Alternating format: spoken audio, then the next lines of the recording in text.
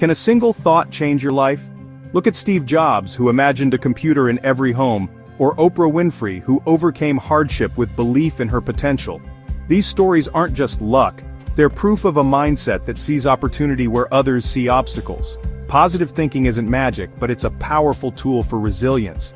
Skeptics say mindset can't pay the bills, and they're right. Positive thinking alone isn't enough. But it's not about ignoring reality, it's about how you respond to it. A positive mindset turns setbacks into lessons and failures into stepping stones. It's not about being cheerful all the time, but about building inner strength to face adversity.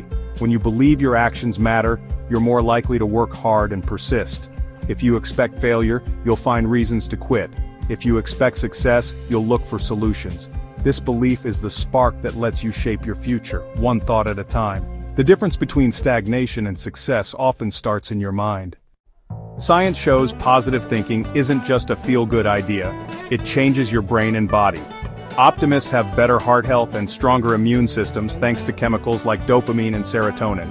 A positive mindset can even speed up recovery after illness or surgery. It doesn't replace medicine, but it helps your body heal. Stress and negativity trigger harmful hormones, while optimism calms your system. Reframing challenges as opportunities keeps your mind and body balanced.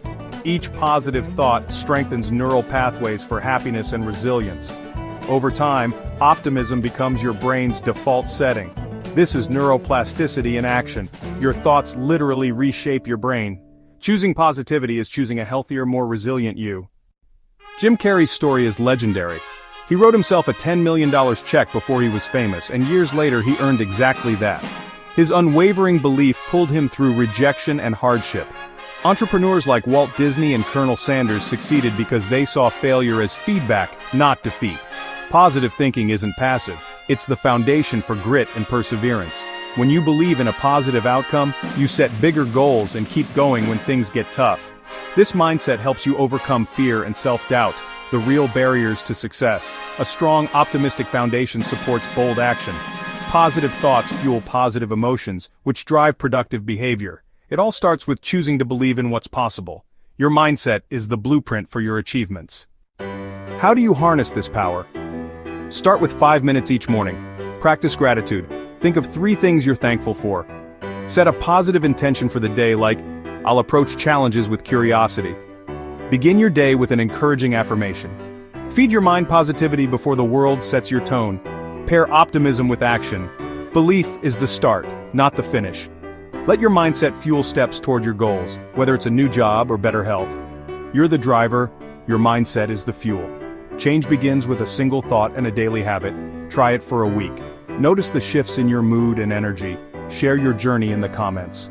Your story could inspire someone else. Doctor said he had 6 months to live. His spine was deteriorating, he couldn't move, couldn't sleep, couldn't hope. But Norman Cousins wasn't done yet. He checked out of the hospital and checked into something radically different. Joy. He watched comedy non-stop, laughed for hours, and something strange happened. The pain began to disappear. Against all odds, Norman began to heal.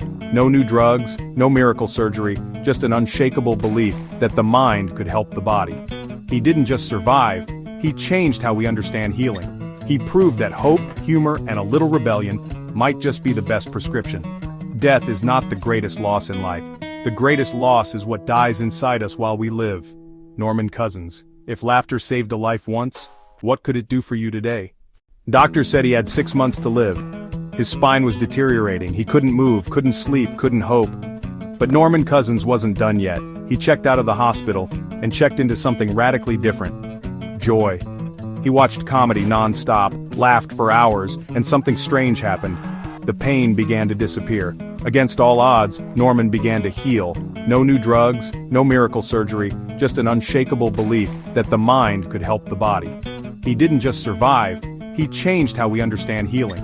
He proved that hope, humor, and a little rebellion might just be the best prescription. Death is not the greatest loss in life.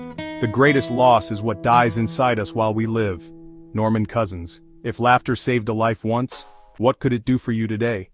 He's known as the greatest basketball player of all time. But what if I told you he was once told he wasn't good enough to play? In high school, Michael Jordan was cut from the varsity team. They said he wasn't tall enough, skilled enough, ready. He went home, locked his door, and cried. But that was the moment something changed. Instead of quitting, he trained every single day.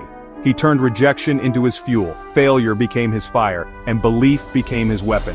"I've missed over 9,000 shots in my career," he once said, "but I've never stopped shooting." He didn't just master the game, he mastered his mind. He wasn't playing against others, he was playing against doubt. 6 NBA championships, 5 MVPs, 2 Olympic golds, a billion-dollar legacy, all born from one thing: refusing to let failure define him. Michael Jordan's story proves failure isn't the end, it's where belief begins. Positive thinking doesn't ignore pain, it transforms it into greatness, into flight, fall, fight, fly. What if one man, with no money, no fame, and no powerful connections, decided to fight poverty with nothing but chalk, courage, and belief? Anand Kumar, a brilliant mind from Bihar, dreamed of studying at Cambridge, but poverty slammed the door shut. His father died. He sold papads with his mother on the streets, a genius, reduced to survival. But instead of giving up, he gave back. He started teaching poor children, kids like him.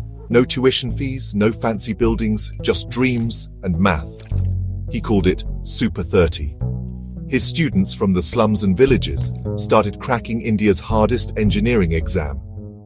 TG. 30 students, 30 selections, year after year. They called it a miracle. He called it belief. Anand Kumar didn't just teach equations, he taught hope. The power of positive thinking isn't just about changing your life, sometimes it changes hundreds. He turned chalk into change. He turned poverty into possibility. He was hungry, broke, and alone, not just in his pocket but in his heart. But Tony Robbins didn't stay down. He asked one question: what if my past didn't define me? Raised in a broken home, abused, with no father figure, Tony left at 17. No college, no safety net, just a small apartment, and a dream bigger than his pain. He worked as a janitor. He couldn't afford food, but he fed his mind, books, tapes, mentors, every single day. He discovered something most people miss. Success isn't about resources, it's about resourcefulness. He rewired his thoughts, trained his emotions, transformed his identity before his bank account.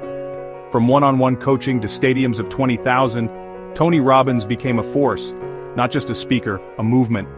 Presidents, athletes, CEOs, all came to him. Why? Because he taught them what he lived. Mindset is everything. Tony Robbins didn't escape his pain, he used it, turned trauma into transformation.